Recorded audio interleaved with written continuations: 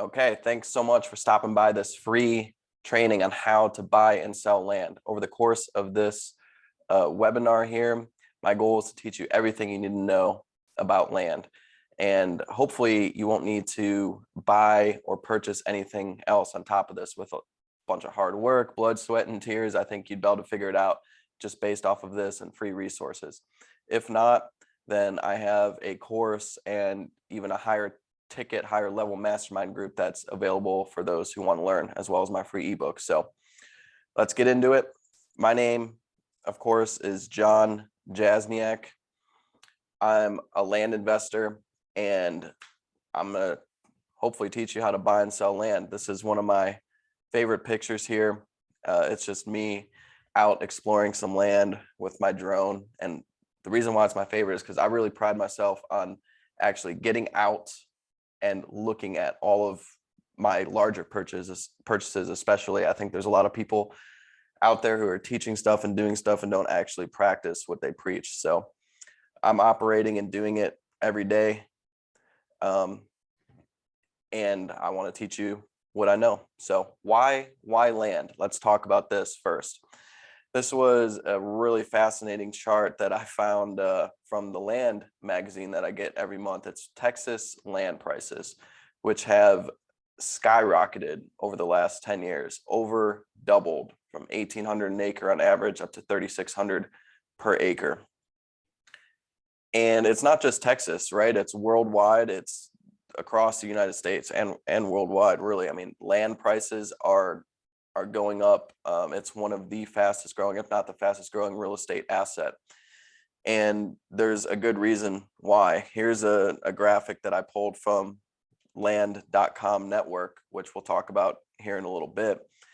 This was from back in 2020. They were setting monthly search records for their platform, and it's only gone up from here. And, you know, land, I think, is kind of looked down upon by the banks and realtors and brokers.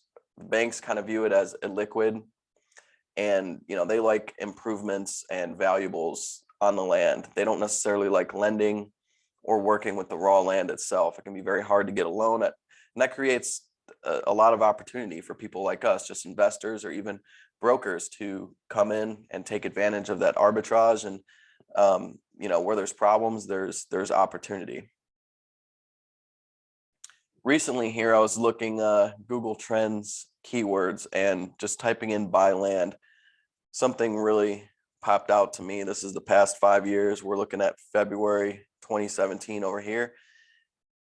And searches for buying land are at record high, which is obvious. There's two things that stick out really right here. We all know what this is. In early 2020, this is COVID.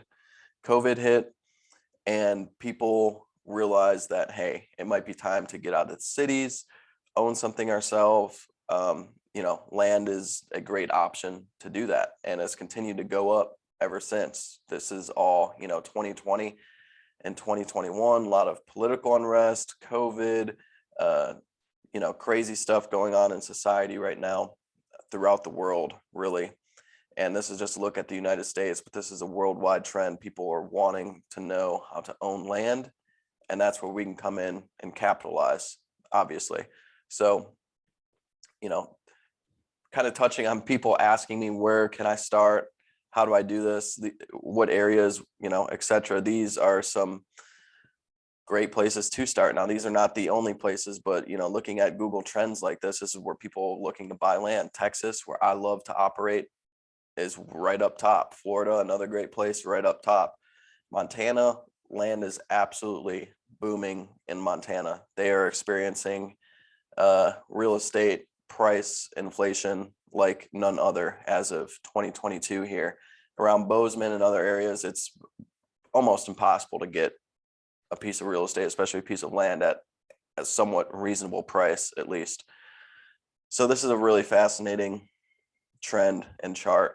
And there's a lot of opportunity out in land. There's a lot of realtors and brokers. It's not worth their time, right? They'd rather go sell a house and get a commission there. It sells in a week or 2 weeks, whatever, as opposed to trying to list a giant piece of land that can be illiquid because they aren't marketing it right and it's priced too high basically, and it's too big of a price, which we'll talk about later, for most people to afford. Need some type of subdividing potentially, or owner financing. So a little about me. Obviously, my name's John Jasniak. I started my company, Jazz Land, would have been 5 years ago now from when I'm giving this presentation. Right at the beginning of 2017, started buying and selling land. I didn't always used to buy and sell land. I used to be an engineer. Actually, I was a petroleum engineer working in oil and gas. Here's me on a pump jack, actually, out on some of my land. And, I was making good money. I graduated from Texas Tech, 4 years, engineer, got out of school, started going to work at the office, realized, hey, this might not be for me. I didn't mind doing engineering. I actually liked it. I was drilling oil wells, in charge of multi-million-dollar projects, but I was always very entrepreneurial and knew, hey, this is, sitting in the office the rest of my life is not really practical or something that I want to do. So, man, I remember it was probably 10, 15, 20 hours per week that I would listen to podcasts, on top of reading a book a week. And land wasn't actually the first kind of little side hustle that I tried. I was stock trading, designing products. I was trying to blog. There was a point where I was trying to design t-shirts and sell those. And none of that stuff really gravitated, other than stock trading. I didn't really gravitate towards any of that stuff. But there was one day I was on the way to the workover rig, actually, and there was a podcast I was listening to. And a guy came on talking about this land business model. And he's like, yeah, you can buy land and flip it. You can sell it. You can owner finance it and create monthly cash flow. And I was like, man, I always loved flipping shit, right? Like garage sailing.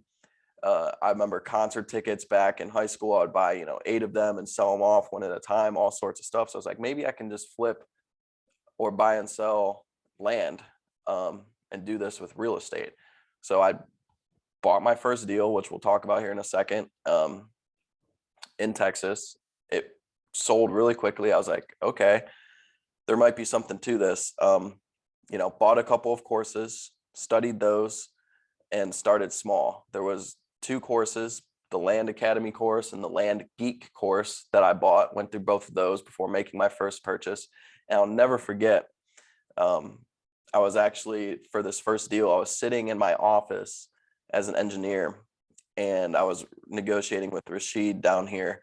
He's the president of US Prime Land out of Florida. And this dude, I find this piece of land online on landwatch.com. It was 53 acres out in Hudspeth County, Texas.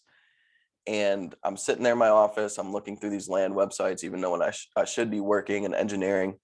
And I see this piece for $8,500, this 53 acre piece. That's like $160 per acre. And I'm like, hey, this looks like a pretty good deal. There's all these other pieces listed in the area for 12, 13,000. This one's listed for 8,500. What's up? And at the end, it actually was already broken out, as you see here, into 5 different pieces. And let's see, I got it pulled up right here. This is West Texas here. This is Hudspeth County. You got Fort Hancock over here, Sierra Blanca down here. Kind of see my mess from my Google Earth work here. This is Google Earth. Great tool, by the way, that you'll definitely be getting familiar with if you do this, get involved in this business. And here was the 53 acres broken out into 5 different lots right here, each about 10.6 acres. As you can see, there was no road even touching this sucker. The nearest road is about, let's see, I think that's probably 1,500, more than that, 2,100 feet to the north. You ask, well, how do you even get here? Well, that's a good question. There's easements written in around the boundaries of all these lots out here. So you technically would follow a lot line to get out here, but there's no road. It's just kind of, the Wild West, so to speak. So I bought this 53 acre piece for $8,500. It was 5 different lots. I ended up selling 3 of them really quickly on owner financing for like 100 down, 100 a month for 36 months. Ended up flipping another for like 2,400 cash right away. So, I was 6,000 into the deal now, getting 300 a month. And then I ended up selling another one a while later for I think about $3,000 cash. So it ended up all said and done, I like doubled my money just about on this one deal that I found online. And this was my first deal. From there, it kind of just snowballed. That first one went so well, I was like, all right, I need to do this again. So sent out some direct mail, bought some other deals, started small, and it built from there. 150 here, 200 there, 300 a month there. Next thing you know, I was quitting my job, making 5 figures per month just from owner financing land notes, which we'll talk about here in a little bit. But one of the things about land is there's so many uses, right? Here's a piece of land that I sold and my customer built an RV park on, actually. Here's another big subdivision I did out in West Texas. You can see just about every piece of land has something going on it. This person's got a mobile home and some livestock out there. They got some horses. Back here, some gentleman built a barn dominium where he builds and shoots guns for customers. And here, just about everyone else, these are 10-acre lots, have something on it. A lot of mobile homes. There's a tiny home in here. Customer has some cows up here next to this cotton field. And it's one of the main questions I get asked about land. There's 2 of them. What do people use it for, and who buys that? Who buys that stuff? It's out in the middle of nowhere, or out in the country. Who buys it, and what do they use it for?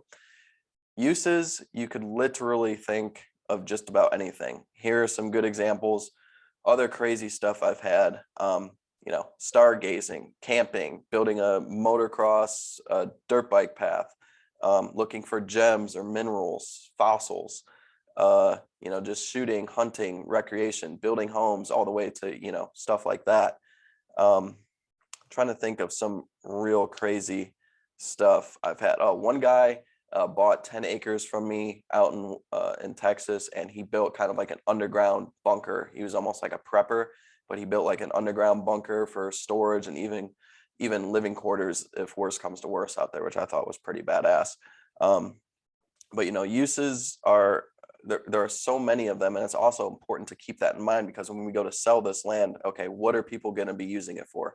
Selling stuff like this, where people are building a mobile home, drilling a water well, and put livestock, whatever, is a lot different than selling, something like this, where someone's building an RV park, and it's a lot different than someone who's just using it for hunting or camping, recreation, stuff like that. Water, access, power, all that stuff becomes important and drives kind of the use for it in the end. When people talk about land, a lot of people talk about land flipping. There's a lot of people out here who are teaching this, and they're quote unquote flippers. For me, if I'm being completely honest, it's almost offensive, because when I think of land flipping, it is a business, but it's not a business to me. I mean, it's not, you're buying something and flipping it real quick. It's very easy, very straightforward. There's no borrowing of money. There's no real bookkeeping involved. You don't really need any employees. It's very simple. So, I mean, it's not really a business in my mind. And what they're operating in for land flippers is the high volume, low margin game. Okay. There's a lot of people out there doing this, sending thousands and thousands of direct mail offer letters to people, which we'll talk about here in just a little bit. And they're getting responses back, and they're buying lots for $2,000, $3,000, $5,000, maybe $10,000 a pop, and they're selling it, for double or almost double. So they'll buy it for $3,000, sell it for $5,000, buy it for $5,000, sell it for $10,000. They make $3,000, $4,000, $5,000 a pop, and they do, 100, 200, 1,000 of those a year, whatever, however big they want to grow it. And that's their business. Okay. Another facet is big business, carrying notes and subdividing. This is what I like to do and have really gravitated towards. This is, scaling this business to its full potential, buying huge pieces of land, breaking them down, selling it off to customers, raising money, working with investors, working with banks, all that stuff. And the third component is wholesaling and assigning contracts. We're probably all familiar with this. In just about, every facet of real estate, people are doing this, especially with houses. They get a house under contract, they assign it, You can do the same thing with land, get it under contract, flip it real quick, find an end buyer, or assign it to another investor, developer, whatever.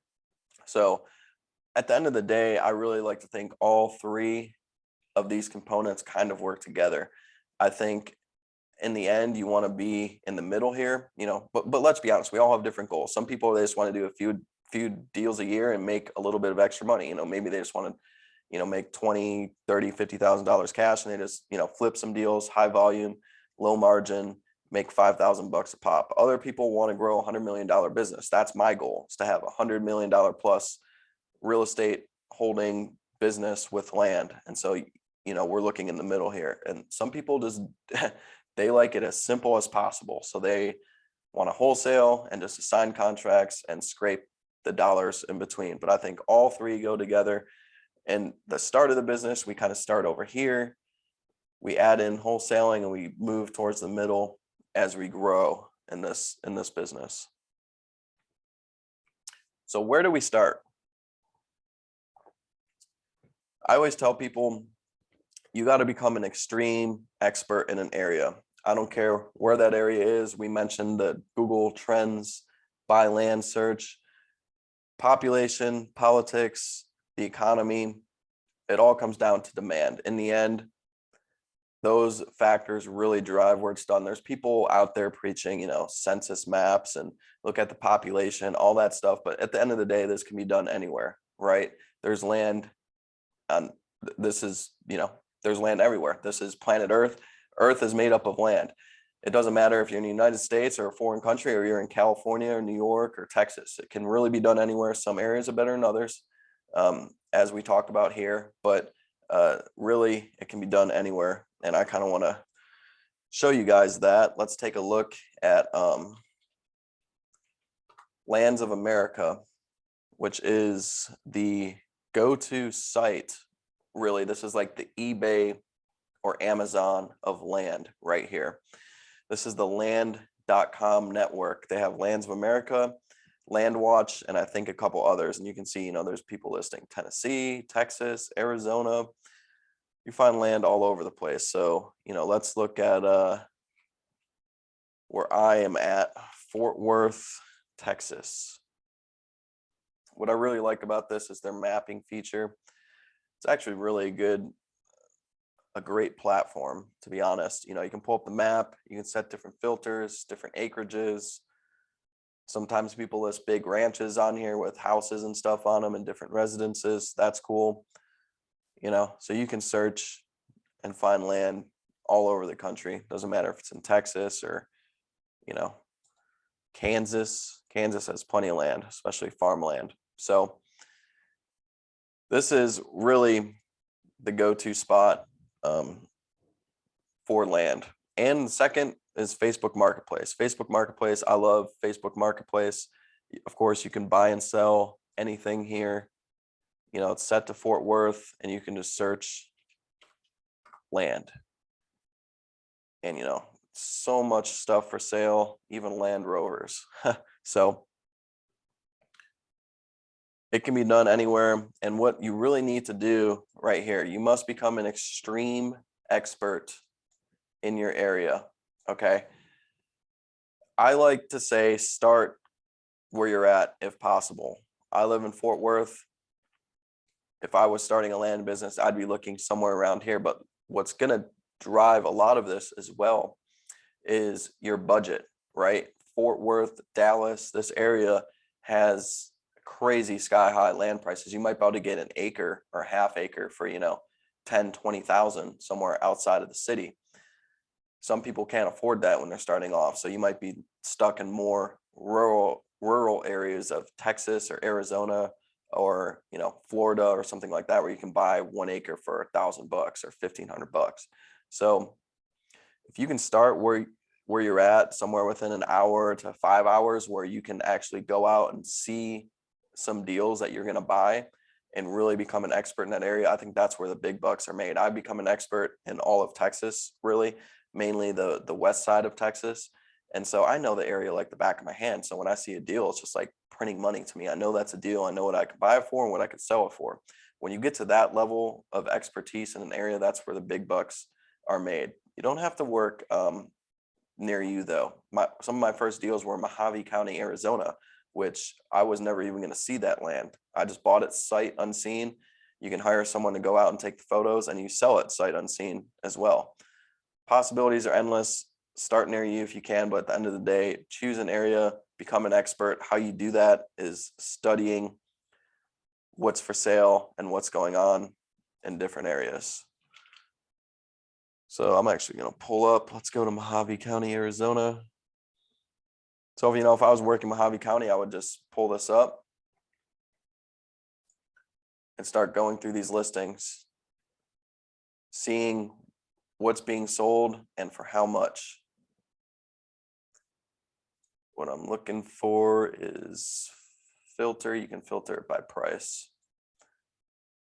Sort by price, low to high. It's always a good place to start. And you start seeing, an acre for $1,700, 2.2 acres for $2,000. And you just get familiar with different cities, different areas. That's always where I recommend starting.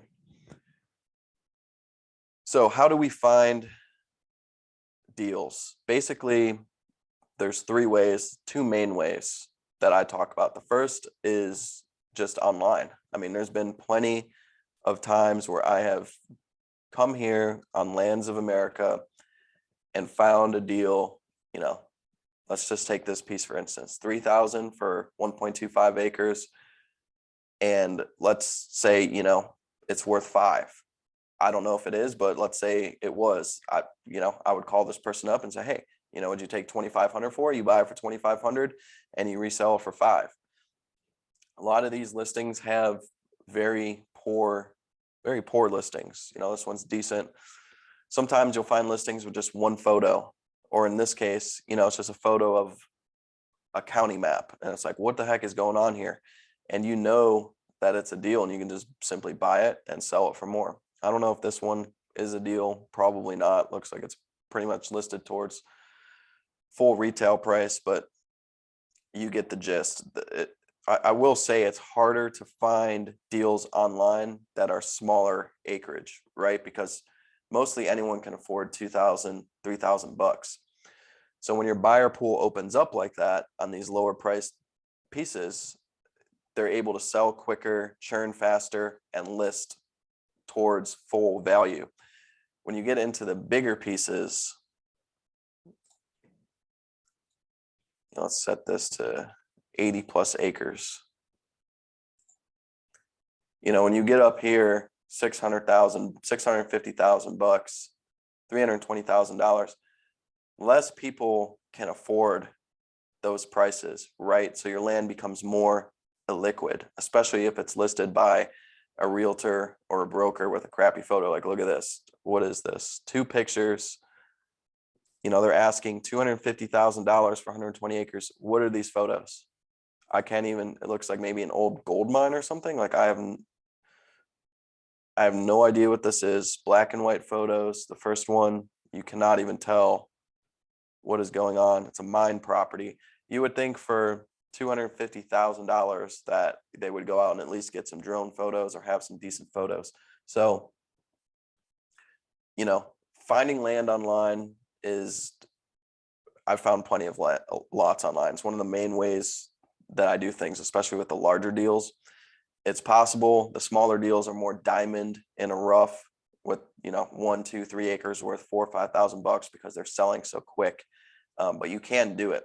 This is a good deal right here. I wonder if this one is still available. I teach a bunch of students on how to do this, and this is actually one deal that we found out in Liberty County, Texas. I found it on one of my live calls. I know the guy just closed on it last week, so the listing is gone.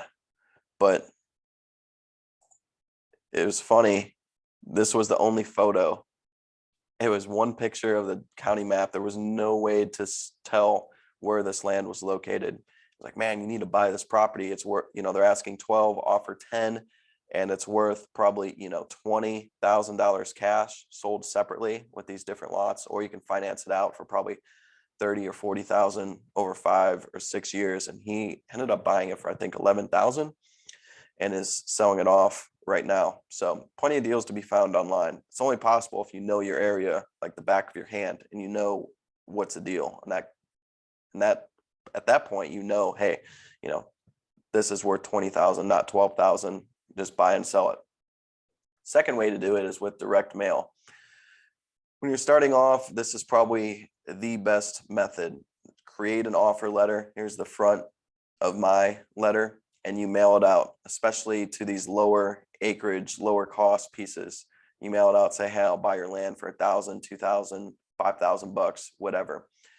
Mail it out to hundreds of people, and the response rate's 1% to 2%, and you buy 0.5%, 1% if you're lucky, and you turn around and sell it for just about double what you bought it for. So I like to, especially in the lower price stuff, I like to offer 30 to 50% of what I think it's worth. Just depends on the area and how many offers I want and my budget. On the higher price stuff, you can't offer as low, right? Think about it, we're almost providing a service to these lower cost lots. Some, Joe Schmo owns 5 acres in Texas, but he lives in New York. His 5 acres is worth 5,000 bucks. I'm going to come in and offer him 25,000 on a direct mail campaign, or 2,500, on a direct mail campaign. Turn around and sell it for 5. Well, why doesn't Joe Schmo just sell it for 5? Well, he needs to list it. He needs to get photos of it. He needs to even know where it's at and have a whole sales page crafted up. And a lot of people just do not know how to do that, don't have time, don't have interest. So almost providing a service to him. We'll give you 2,500 today and we'll sell your lot for $5,000. He is never going to sell it on his own. So I think of it almost as a service, especially on the lower acreages, lower cost stuff. So direct mail and online, two ways to do it. The third way really is more advanced. When you get to a certain level, you're going to have people coming to you, realtors, brokers, even landowners online. Hey, I see that you buy and sell land. I have a piece of land in XYZ county. Are you interested in buying it from me? And so when you get to a certain level with your company and your brand, you create enough awareness where you actually have people coming to you with listings and with opportunities. And I see that all the time in my business. But starting off, direct mail, you're probably going to get the best deals. You can set the price. You can mail out wherever you want, however many you want. Online, you can find diamonds in the rough. I do it all the time and just either repost it online or post it to Facebook, which is my favorite place to sell, which we'll talk about here in a little bit. You're basically doing a better job marketing than the previous seller. So how do we want to mail out for some land, or we see a deal online, but how do we know it's a deal? This comes down to how we price it and looking at comps or comparables in the area. What is it listed at versus what is it selling for is super important. We take a look back at Mojave County, Arizona. It's a great example. Get rid of this filter so we look at all the land for sale. 74 pages of land listed in Mojave County. That's crazy. Okay, there's look at all this stuff. People trying to do creative photos, catching people's attention. There's price, different, thumbnails, all sorts of different stuff. Most of this stuff does not sell. We need to pick apart what is actually selling and what is just listed sitting out there. A lot of this stuff is very illiquid, especially on Lands of America, just sitting there waiting for people to come and buy it, versus more of a Facebook ads approach where we're putting our listing in front of people, taking a more active approach. But we need to parse out what is selling versus what is just listed out there for sale. And that can be tricky, right? How do you tell what's actually selling? Lands has a good resource here. You tick on sold. I don't like using this too much because you can't tell when it's sold and what price it actually sold for. Another good way to do this is to call realtors or brokers in the area. I don't like to lean too much on them because let's be honest, their land listings can be pretty crappy and they're not the best at selling land. I think probably the best way to do this is to you can find public records in these different states of what stuff is sold for, especially on owner financing. For instance, when I sell a piece of land in Texas for 1,000 down and 1,000 a month for 120 months, that's an $86,000 note. I'm required to record that of public record in the county. People can go in, pull that public record, that piece of paper, that note, and see, okay, he sold this for 86,000 at 7% interest over 10 years. Boom, direct comparable. We know exactly what's going on. Some counties themselves in their GIS or their information system actually have the sales price listed. That's a good resource. Tax value is not a great resource. A lot of people look at what it's appraised for. That is not market value. Keep that in mind. And this is also why it's so important to start small, right? If you buy a piece of land that is, significantly underpriced, let's say, everything's being listed for $3,000 for 1 acre. You get it for 1,000. It's underpriced, and when you go to sell that, you sell for 2 or 3 or 4, whatever it sells for. You begin to know the market. So you got to start small. That's one great way to get to know what is listed and actually selling as well, just to know your market. A little ninja trick you can actually do is a Facebook post as well, and you can just post up the land on the marketplace or on your business page, almost as if you own it, so to speak. I've done this in the past. You got to be careful doing it. What photos you're using, what information you're copying and using, etc. But you can almost act as if you're the landowner. You say land is coming soon, something like that. Full disclosure, it's coming soon, and you can see how many people are messaging you and if they're actually interested in buying. It's a great way to get to know the demand of an area. IRR or yield is extremely important in this business. So before we go to buy this piece of land, whatever piece it is, we need to have a good feel for how much we think we can sell it for. So that way we can know our numbers and, know if it's a deal. And a great resource, I'll be talking about this here in a second. This is one of my favorite websites, maybe the best website, the best resource I use for my business, just financialcalculators.com/IRR calculator. And so this is what I use to run all of my economic analysis on all my projects. If you're starting off, you're buying a piece of land for $5,000, you got to know how much you can sell it for. So, you say, hey, I bought it for $5,000 and I think, I can sell it within a week for, 500 down and 500 a month for 24 months or something. And you get your economic projections here.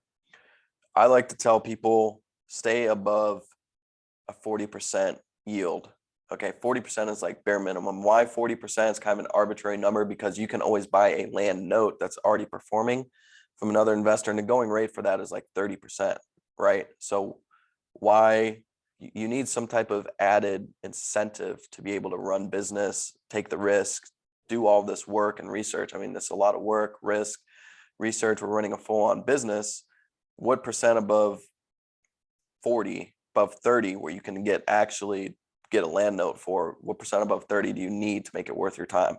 I think my number has actually probably gone more towards 50 plus, but 40 is bare minimum on a land project for your rate of return, which we'll talk about here in a little bit. Your yield, I should say, not just rate of return. So we talked about all this, Facebook demand test, etc.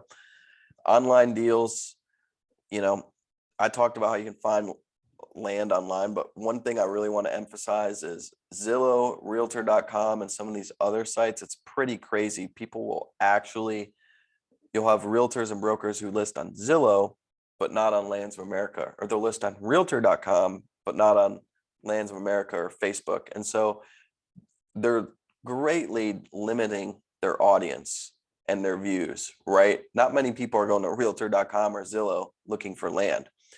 and they need to go to that exact website in order to see their listing. So it creates this arbitrage where this land just sits out there. It's not getting any traffic or any offers, creates an opportunity for us to skim these websites, find a deal, and go in and make an offer, basically. Another thing, a little hidden gem of mine I like to talk about is the honey hole websites. I call them. I have some websites which I will not share with anyone, where there are other land investors like me, or newbies or whatever, people who are buying and selling land, and they post on their website, and I know, okay, this is like half of what the land is actually worth. There's a couple different websites actually where I've bought several pieces for them and turned around and sold it like a day later for double what it was worth. And it's almost just like you're printing money. It's crazy. People, they're either looking for a quick flip, or they suck at marketing, advertising. They don't know, whatever. They're new, and you can go in, and I hate to say you take advantage of them, but it's like scooping free money off the table. That has happened numerous times to me.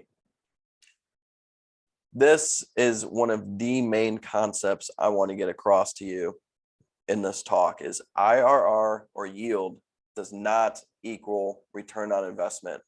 Okay. There are so many people out here who are teaching and talking, hey, I bought this piece of land for $1,000 and I sold it for $50 down and $50 a month for 120 months. And I made, $6,000. My ROI is 6x. I made, 500%. Well, what is your yield on that investment? Okay, this is what it all comes down to. The higher we can get this yield number here, the more money we're going to make. The stock market average rate of return, average yield is 7 to 10% per year. So I think actually what I'll just do is we just pull up a quick little Excel spreadsheet. If you started with 10 grand and you made, let's call it a generous 10% per year in the stock market, and you did that for 10 years,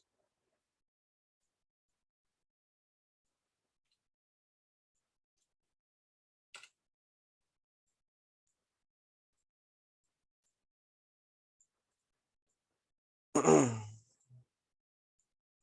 don't know why it's not carrying down, but you get the point. If you did it for,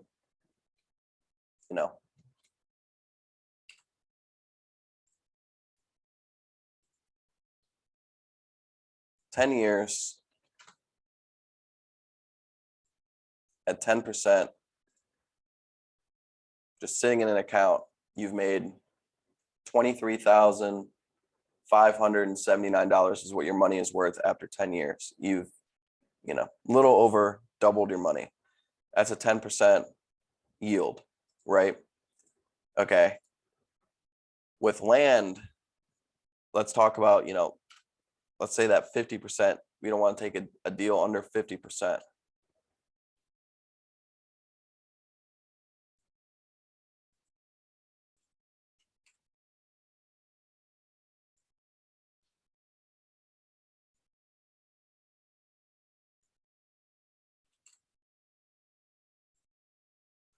I don't know why this is doing this, but I'm usually a lot better in Excel than this, but we'll just roll with it.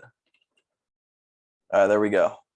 Your 10 grand is now 384,000 over 10 years. That's going from 10% yield, 23 grand, whatever it was. Now at 50% yield, we're up at 384,000. It's just crazy to think about how quickly money can compound like that, So when people talk about ROI, oh, I made 5x on my investment, I want you guys thinking about yield. The higher you can get your yield, think of it as plowing money into like a generator. The higher that speed that generator is on, the more it's going to spit out. The higher that machine is cranking, the higher the yield, the more money it's going to spit out. And so a good way to talk about this is, let's go back to that, hey, I bought a piece of land for $1,000 a month, or I bought a piece of land for $1,000, and I got $100 down,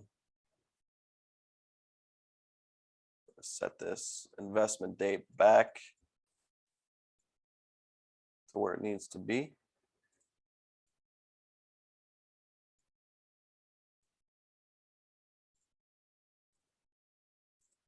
Today's February 23rd when I'm making this.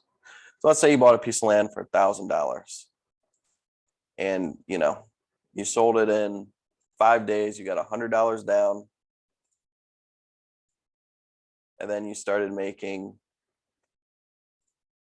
$50 a month for 120 months. So you got $6,100 over 10 years. You think, man, I'd 6x my money.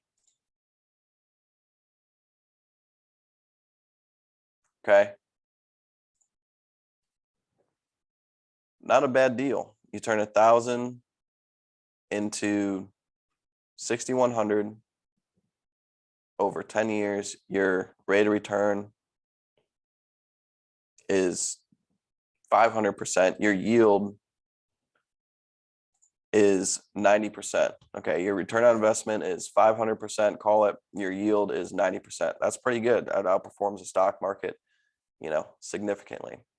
Okay, let's reset this. We got this number, this 90%, and let's say, instead you got $250 down in 5 days. And then, you sold it for $200 a month. And, instead of 120 months, you do a year, 12 months. Look at this yield. It went from 90% up to 1,200%. That's absolutely crazy. That's like what? Over 10 times, 12, 13 times, whatever it is, greater yield. But you only made back $2,600. The other deal you made $6,000, but you had to wait 10 years to get all your money. Here, we get our money back quicker, get our capital back, and we can go deploy it into more land deals. And that is the name of the game. IRR, taking into account time value of money, as opposed to just rate of return, which doesn't take into account time, inflation, opportunity cost, what else you could be doing with this capital once you get it back. So this is an economic analysis that you need to be doing on every deal. The higher you can make this yield go, the quicker you're going to get back your capital, the quicker you can go do more deals, the more money you're going to make. Here's that website.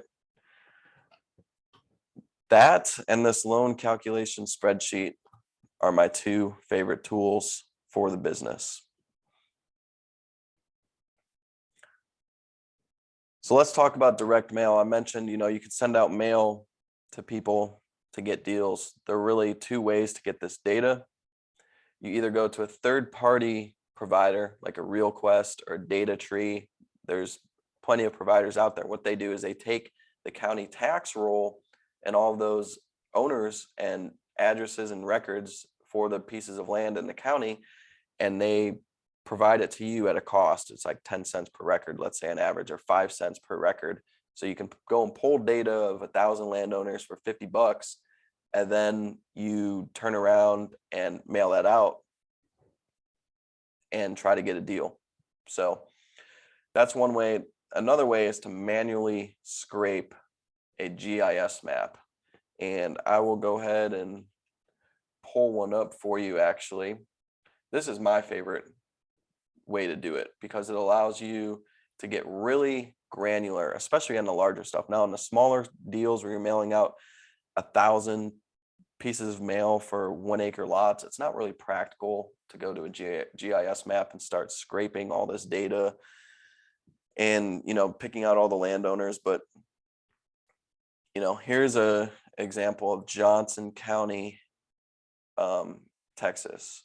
And what you would do here is, what I like to do is go to the satellite mode on the GIS map. And, here's all the parcels. Look at this. All these different pieces of land broken out. some have houses and mobile homes and stuff on it. Here's a bigger piece. Doesn't really look like it has anything on it.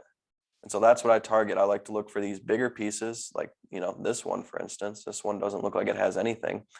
And I would go just create a list.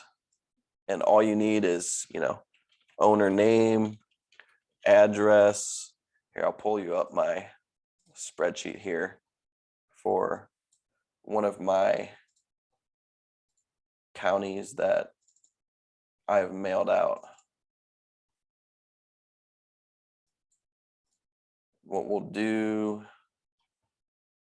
is just take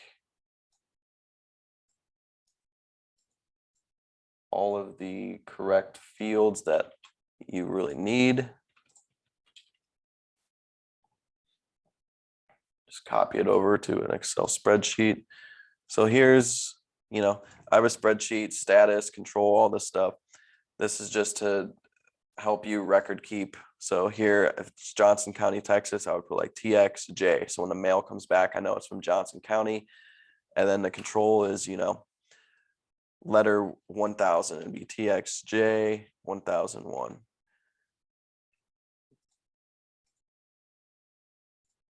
County name, Johnson. And so really what you need here is the owner's address. So you would come to a GIS map here and you would manually scrape it. They live 11828 Creekview Drive. Boom, you put it in here.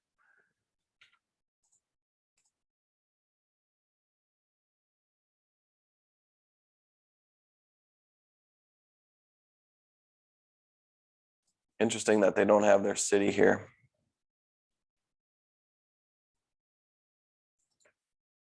Some GIS maps are better than others, but you get the gist. You would come in here, you would scrape. Sometimes you need to go through some of this, which is annoying to find the information that you need. So you would build a list and then you would direct mail it out. So there's two different ways. You get it from third-party source, list already created, all the information you need, or you need to build it manually, scraping it from the GIS map and the tax roll.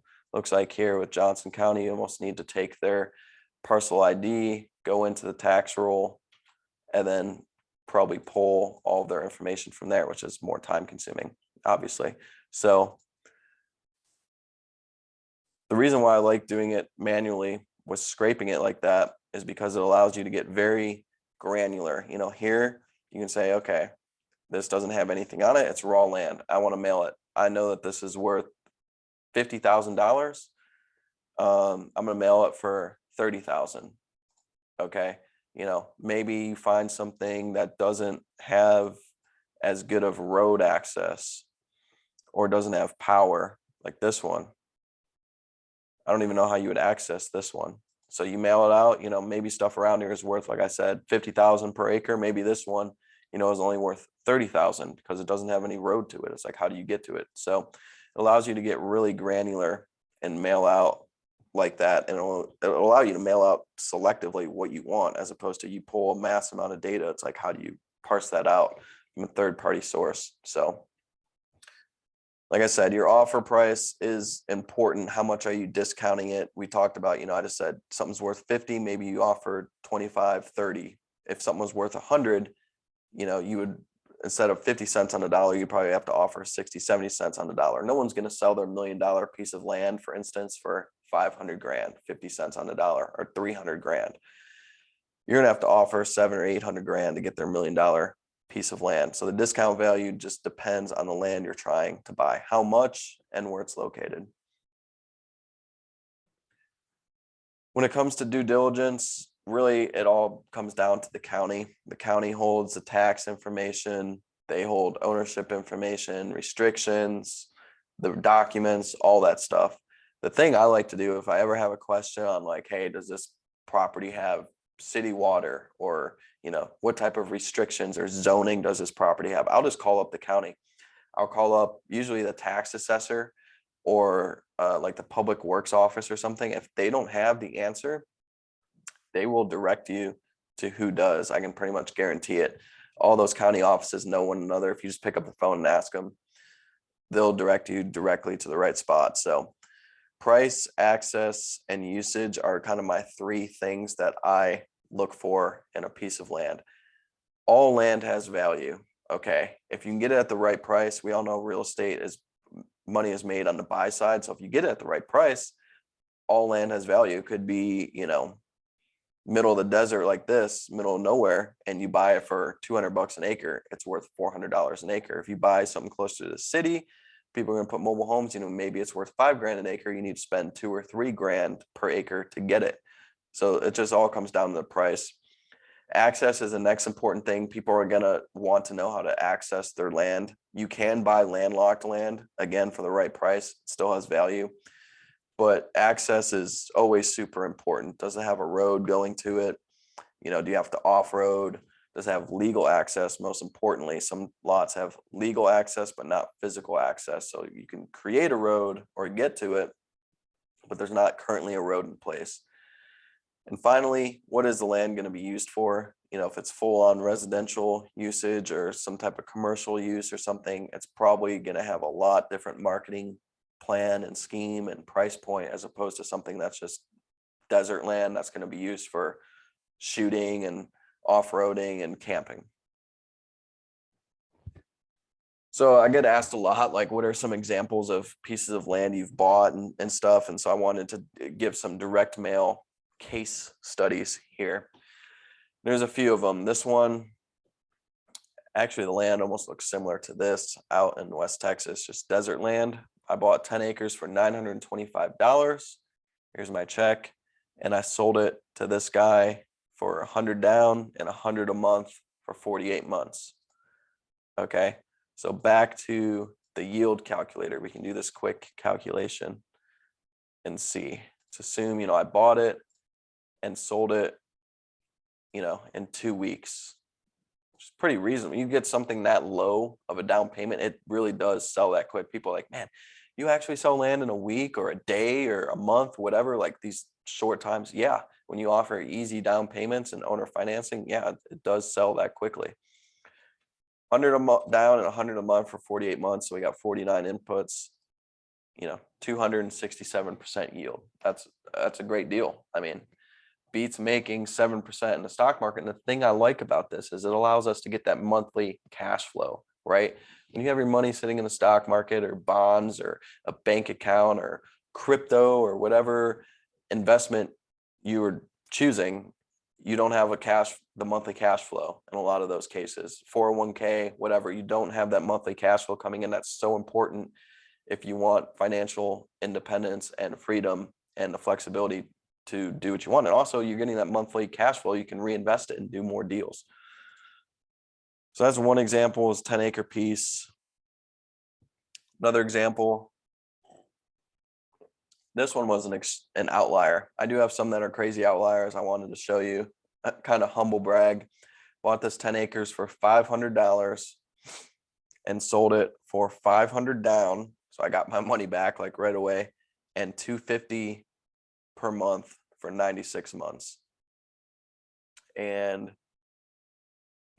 this was just a crazy, stupid deal. I mean, it was, what's 250 times 96? I got my calculator here, divided by 500. That's 48 times my money. The rate of the ROI is 4,700%. The yield on it is even higher. I mean, it's probably tens of thousands of percent, which is crazy. Not every deal's like that, obviously. This one I wanted to show is more practical. Bought it for $7,500. Sold it for $350 per month for 84 months. Probably got $350 down on this. So, this one's more reasonable, minus 7,500. Reset it here. Let's assume I got, $350 down and $350 a month for 84 months, 85 inputs, 73% yield. That's still a solid deal. I mean, you're getting $350 a month. You turn 7,500 into a promissory note worth 23 grand. That's a good deal. And these, these are all owner finance. You can owner finance land and make it cash flow, which is what I like. People say, oh, land can't cash flow, like a house or whatever. Well, it's true that my note is going to expire and I'm going to have to give them the land, give them ownership. There are infinite land deals out there. Technically, no, but reasonably, yes. Infinite amount of land deals where you just go and do more. So land can cash flow, and I love the monthly income from owner financing. How do you actually buy these pieces of land? There's a lot that can go into this, but what I really want to impart on you is make sure you're buying on a warranty deed. A deed transfers ownership on pieces of land, no matter where you're at in the United States, at least, and most places around the world. So a warranty deed guarantees land free and clear. So when you buy it from them, they are guaranteeing that they own that land and there's no liens or nothing crazy wrong with it. The title is clear. You're going to say, well, do you close through a title company or how do you actually buy it? I have kind of a $10,000 rule for using a title company. Anything under 10,000, you guys got to use your head and, be practical. If you think there might be an issue or something, you can use a title company, but they're going to cost, $500 to $1,000 to close a small piece of land. So that's kind of, over 10 grand. I like to know that my investment is insured. The title company offers insurance, guarantees that it's free and clear, does the title work for you, does all the paperwork, and acts as an escrow agent. So when you're buying from Joe Schmo, you feel secure and he feels secure that, hey, I'm getting a deed for cash exchange. Everything is fair. You can self-close. The self-closing procedure that I like is I prepare a deed, purchase agreement, and money for the seller. And I line up a mobile notary who acts as that middleman instead of the title company. And I run that mobile notary out to wherever the seller is across the country or across the world for that matter. And, I have them sign the deed, notarize it, how it usually needs to be stamped and notarized, hand them the check, take the deed back and mail it back to me. So that way I have it. So title search is conducted by a title company if you're using one for closing, but if you're under 10 grand or want to do it yourself, you can conduct a title search yourself. There's plenty of resources out there, depending on where you're at, what state and county you're in. Each county has their own resources. Each state has their own resources. In Texas, we have Texas File, and there's a good tool called Drilling Info Courthouse, which basically gives you access to the county clerk's office, which is where all of these documents are recorded. And you can kind of trace back the title chain and make sure that lot wasn't double sold. The person you're buying it from actually owns it and bought it, when they bought it. So here I would pull this deed and see that, hey, Jimmy actually bought it and owned it before I buy it from him, basically. So now on to how to sell these pieces of land. We've bought a piece of land, beautiful piece. Now, how do we sell it? This is probably my favorite part, and my favorite way to do it is Facebook.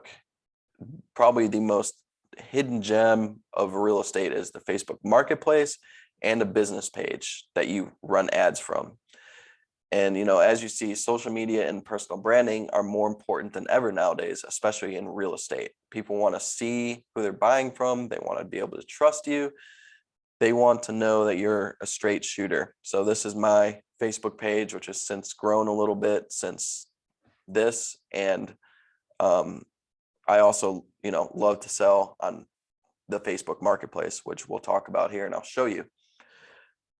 What I like to think about is how I like to think about it is like this. Okay, Facebook is an active approach to selling. We are running ads, putting our ad in front of customers' eyeballs versus somewhere like land.com, Zillow, realtor.com. These are more passive approaches. We have our land out there just sitting, our listing is sitting out there waiting for somebody to find it. Call us up and say, hey, I'm interested in your land. Your land is going to sell a whole lot quicker and for even more money, I have found, if you are actively putting that listing in front of people. It's going to cost more because you need to, churn through those eyeballs, but it's going to sell a whole lot quicker. And back to that yield analysis, the quicker we can sell something for a higher price, the higher our IRR is going to be. So I'm going to pull you to Facebook real quick. The marketplace, like I said, is my favorite place by far. Here's all sorts of other land listings. The best way to list on the marketplace and on Facebook, I think, is the buy and sell groups. So if I was gonna, we'd go, if I own land in Dallas and wanted to sell it, I would start joining Dallas buy and sell groups. So many of these groups are massive, 28,000, 71,000. Think of this as Craigslist on steroids. These are groups that you join and you can post stuff for sale. Let's go to my groups that I'm already in. I'm in one that's like 100 and how much is it now? This one's it's 184,000 people.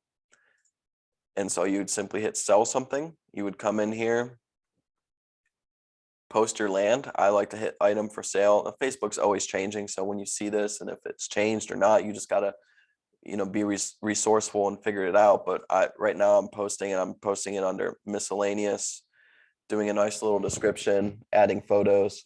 And at the end of here, it'll ask you if you want to post to more groups and to marketplace. And I post it to all the groups I can. I usually try to keep it to 7 to 10 of them because I don't want to like trip anything in Facebook's algorithm or get booted for blasting it out to 100 groups, but keep it to 7 to 10 groups and the marketplace. Okay. And if you're selling it on owner financing with a simple down payment, I like to list, you see all these people have basically their cash price listed. I like to list my my monthly payment amount as the price. So this one I'm asking $750 a month for 120 months. So your headline is super important. Obviously, this is what people are going to see on your post and when you run an ad. So I put, usually the acreage amount, location, and the cost per month, how many months, and down payment. Boom. Hit them all right there. And the actual price itself, I put the monthly payment. Okay. And what's awesome about the marketplace is you can boost. Running ads on a marketplace listing is my single favorite way to sell. Although my business page posting and running ads is catching up to that, but as of right now, the marketplace and boosting the ad is my favorite. So here this is what the ad actually looks like. Okay. Facebook's going to reject your ad when you run it. You need to go to your ads manager and turn on special ad category. Something to keep in mind. Also important to keep in mind your location when you post it on the marketplace. Facebook is going to default to that location and a 40-mile radius. So when you post your location on your official listing, make sure it's the location that you want your ad ran to. Super important. And so there's something about the marketplace and the algorithm that really, just with Facebook, it automatically reverts to a conversion campaign on the marketplace. The marketplace is not a very robust ad system. I've talked to Facebook about this. They have very low amount of people actually utilizing this service. They don't put a lot of time and energy into it, but there's just something about this ad and the algorithm and how it converts far outperforms any other Facebook ad I've done really for land. So this is my favorite way to sell land and how I sell it in like less than a week a lot of times. Another thing I've really grown to like is these pre-sale campaigns, I'm calling them. And this is what I do on my business page. Go to Jazz Land page. And so I'll run an ad through this page saying, hey, land coming soon in XYZ location, list all the details, geo-target that location, 15, 25 miles, whatever you think is appropriate, and say, land's coming in 2 weeks. If you're interested, leave your email and name. You can actually run a Facebook form ad and use a Facebook form and collect email, phone number, name, whatever information you want. I collect their emails and names, and I'll have a few hundred of them set up before the land is actually bought and closed on my end. And then once I close it, boom, I send out an email campaign. Hey, I just closed the land. It's officially for sale. It's also a great way to build your brand and presence too. When you're geo-targeting, people are going to see your business ad, and you can invite them to like your page. I'll show you exactly what I'm talking about. So this is an ad I'm running right now. And, you know, you can come in, people who've liked or interacted with your post, you can come in and invite them to like your page. That's something I don't see anyone doing. So it allows you to invite them into your community, build your page, and market to those people in the future. Super powerful. Cash versus owner finance. I've talked a little bit about owner finance. Yes, you can owner finance land. It's usually very easy, very straightforward paperwork. Usually a promissory note is involved.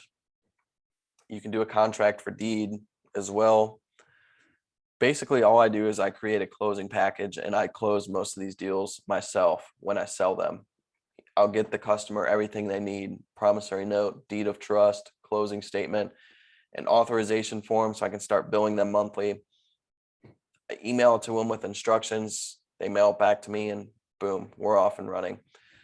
Super easy to owner finance basically anywhere. Each state is different. My advice is just to get a real estate attorney who knows what they're doing and can craft you template documents so that this process is repeatable. So this is just a template I have. So when I sell this, a different piece of land, I just plug in different payment terms, different legal description, different buyer, different dates, all that stuff, and just rolls over to the next one.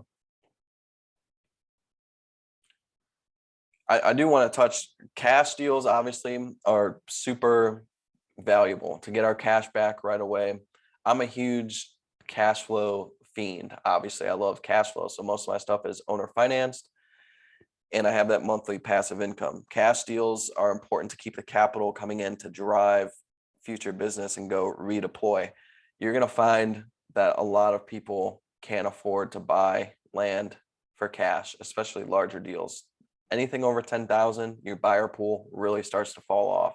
So it becomes important to be able to offer them owner financing, unless you're comfortable with that piece of land potentially sitting on the market for months. You know, a lot less people can afford $100,000, but a lot more people can afford 5,000 down and $1,250 per month for 120 months. There's always an upcharge and a premium that I charge to owner finance somebody. So, you know, I'll sell it for 10,000 per acre cash, but if I'm financing it, it might be 13 to 15,000 per acre over time. Something to keep in mind. It will take longer to sell cash deals unless it's a really small, you know, few $1,000s. What I don't see enough people utilizing is selling your notes, right? When I owner finance to somebody and I have that note and they're paying me on whatever agreed upon terms, I can sell that to an investor who's interested in giving me cash today for that note, assuming my payer and cash flow. I take that cash out and go redeploy it and buy more land. It's almost like a cash sale, right? You take that capital out. A lot of times investors and selling notes, your deal is not quite as good as if you had sold the land for cash. A going rate is 25 to 30%. And how that's done is a simple calculation. You know, let's say I have a piece of land that I sold for $1,000 per month for 120 months.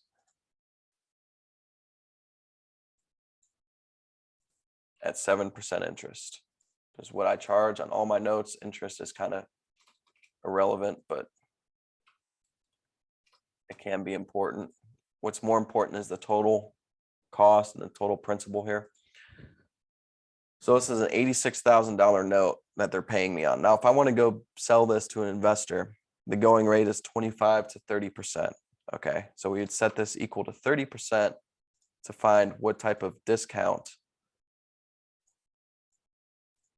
he needs to pay me for this $1,000 per month today. He would pay me $38,000 today for an $86,000 note over at $1,000 per month over 120 months. So the less maturity a note has, the longer it is in the future, the higher this price is. Those all affect how much discount is going to be applied for an investor to buy your note. It's a great way to raise capital, though, as a business owner. Let's talk a little bit about subdividing and big business. Okay, this is really what I've gravitated towards. I think we all start small, obviously, small volume, small deals, smaller margins. But when you get to a certain point, you want to start really putting your capital to work. And that's what subdividing is.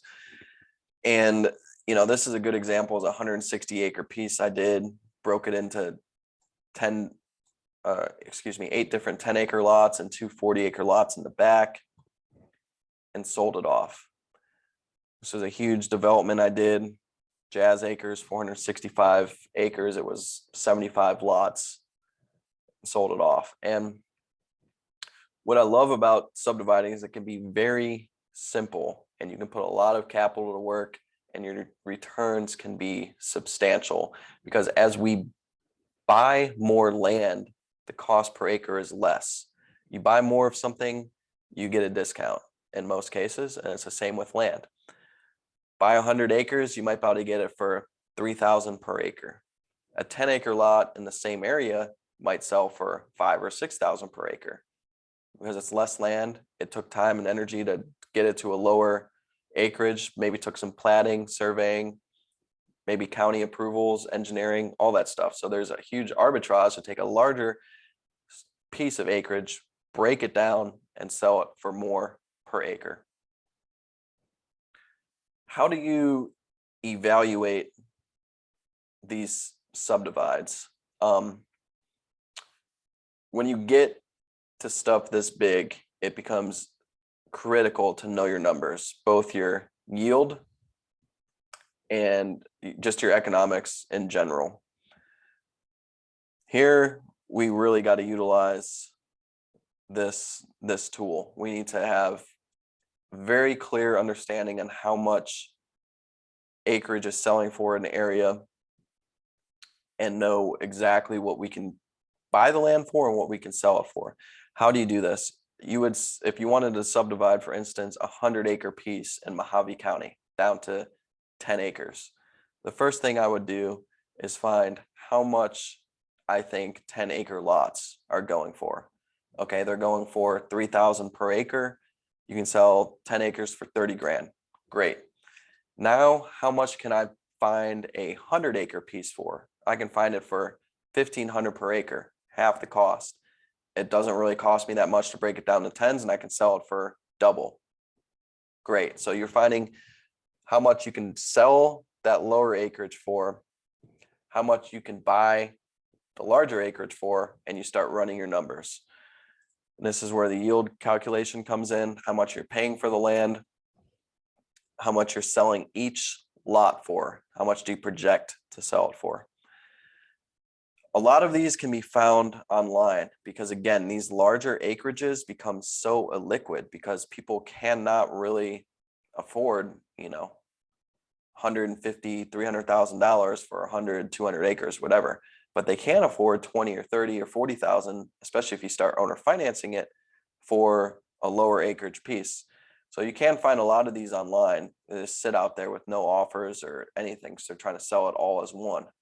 The problem is, you know, you can't really lowball people as much. You can lowball people on smaller acreage. You know, hey, your land's worth $5 grand. I'll give you $2 grand. Okay, cool. We gave them 40%. I talked about this earlier. Okay, your land's worth 500,000. You can't go and say, I'll give you 200,000. I mean, nearly everybody is wise to that. And that's just not even fair. Let's be honest. The real value for buying those larger pieces is to subdivide it, add the value of providing smaller acreage pieces and more customers, higher demand. So you're going to have to offer more for larger acreage, more cents on the dollar, so to speak. When it comes to subdividing, every county is going to be different. Some counties are very generous. They don't require much platting or much of anything. You go out there, run a surveyor out there, stake the corners for how you want to break it out, and you can start selling it next day. Other counties are going to force you to do certain things, plat, engineer, do drainage studies, build a road. So it all depends on the project and all depends on the county. It's super important to get with the county beforehand, because the last thing you want to do is run your economic analysis, say, hey, I can get, this much for each lot and I'm going to spend $100,000. Come to find out that the county wants you to build a $50,000 road. And now your numbers are blown out of the water and the project is crap, basically. So always get with the county. That's a planning and zoning, engineering, public works department. They usually have someone who's over subdividing, and you can find them within the county and ask them about exactly what they're going to require on your project. I found when it comes to these subdivisions, accessibility is probably one of, if not the most important things. This is a good example. Every piece had pavement frontage. That's a quick sell. You start subdividing stuff, back to this example, flat, stuff in the back here that isn't touching the road. It has these little strips to go to the road, and people are going to have to create, kind of like a driveway, so to speak, back there. Those aren't going to sell as quick. And you start getting into stuff like this, you have to build roads and provide access. So how are people going to get to their land? You don't want to sell landlocked land. That's unethical. And, it's basically going to be worthless. It's going to kill your project.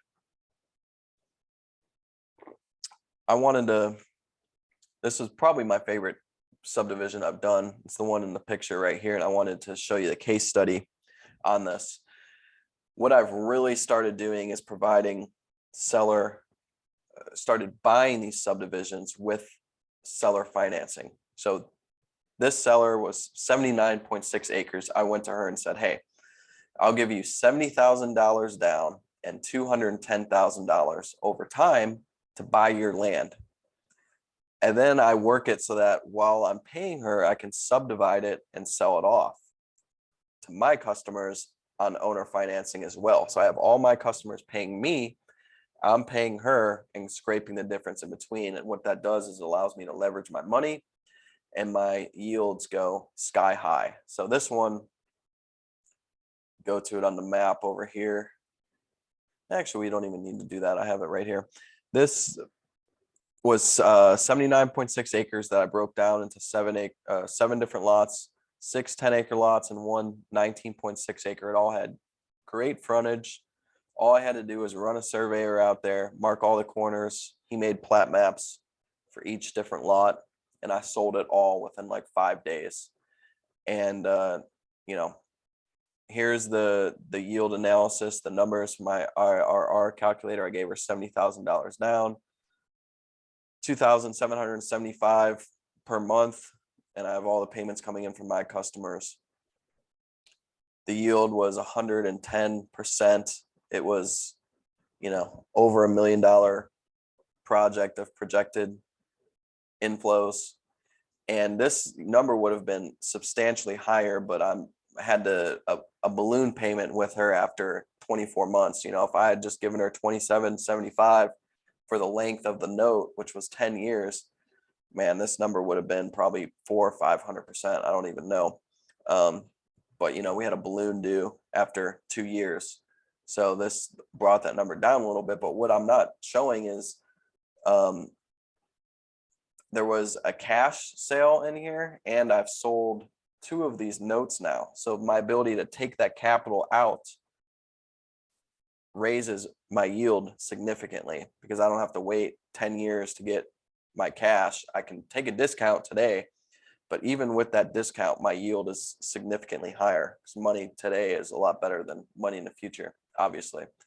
So, this was just one lot that I sold. It was a 10-acre lot. The 10-acre lot sold for $1,250 a month for 120 months. And the 19.6 acre lot sold for $2,000 a month for 120 months. So it was 6 times $1,250 per month plus the $2,000. I was my gross was $9,500 per month, and I was paying her $27.75 with $70,000 down. Pretty crazy. just talked about this. I've gone to buying these subdivisions with seller financing. It's been crazy the amount of possibilities and the yield bump that I've seen from this. I use what's called wraparound notes to handle my customers paying me while I'm paying the seller on the underlying lien.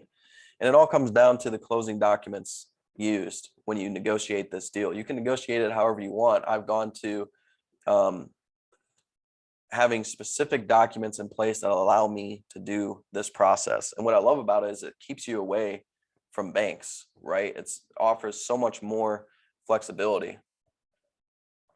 Technically, I could lever up and carry as much debt as I wanted. Banks are going to want to see your personal financial statement, your profit loss, your balance sheet. You have to use credit, all this different stuff. But just going straight through the seller, you can give less down. You can give 0% down technically if you negotiate it. Banks are going to want, 20 to 30% down at least. I like to keep it around 15% down with the seller. Jazz Acres was this huge subdivision here, and that one was absolutely crazy. I gave her the family 200,000 down and 1.25 million over 10 years. Subdivided all this up, built a road. All said and done, it was 4.5 million about. It's going to project out to be of notes receivable for me. So, just you can calculate those numbers and think about it, but the returns can get pretty crazy and you can scale pretty substantially, I think, with this business model. Closing documents, as I mentioned, super important. It all comes down to what is in those documents. And these are the three main clauses that I like to pitch the sellers on, and I need to make sure I have these in my documents. The first is the ability to sell all or part while I'm paying them. That's what this says. The second is to ensure that they maintain first lien so that they feel protected. If I stop paying them, they can always take their asset back or have my customers start paying them. Them maintaining the superior lien on that underlying note is critical. And the third, I learned this the hard way, is to make sure you have the capacity to get partial releases. What this means is if, out of this subdivision, I had sold this 10-acre lot for cash, I need to somehow get the person I bought it from to release this 10 acres from this $210,000 note so that I can hand that 10 acres to my customer who bought it from me for cash, free and clear. That's called a partial release, and it's super important that that is included in the paperwork. Basically, all you would do in that case is you would do 10 acres divided by the 79.6 out of the whole. You would get a fraction. You would multiply that by the remaining principal balance, as it says, and you would just write the seller a check, get your 10 acres, and pass it on to your customer. So I think there was a lot of information covered here in this presentation, and I hope that you found it interesting and helpful. And it can be a lot, but I think with a lot of research and work and the right resources, you can grow a land business to millions and millions of dollars if it interests you. It is important to have a good mentor. Obviously, I have my mentorship program that I offer, my course, which I think is badass. There's a ton of other resources out there. If you want to go it alone, there's a lot of free resources, YouTube, my stuff, other land people stuff, Instagram. There's a lot of stuff out there. This presentation, possibilities are endless. It's going to be a lot of hard work. My recommendation is obviously to find a good mentor, whether it's myself to teach and help you with all this stuff, because everything we covered, as substantial as it just was, there are so many other nuances and things that are involved here, just little situations that pop up, all the stuff that I deal with my students and have helped them with, whether it's legal stuff, accounting stuff, actual practical land operation stuff. There's just always problems that pop up, and having someone to guide you along the way is extremely helpful. But either way, I certainly appreciate you tuning in here. Hope you found a ton of value. And if I can ever be of assistance to you or anyone that you know in the future, do not hesitate to reach out to me personally over social media or any other avenue. So thank you so much. Best of luck on your land journey. They aren't making any more of it, that's for sure. And hope to talk to some of you guys here soon.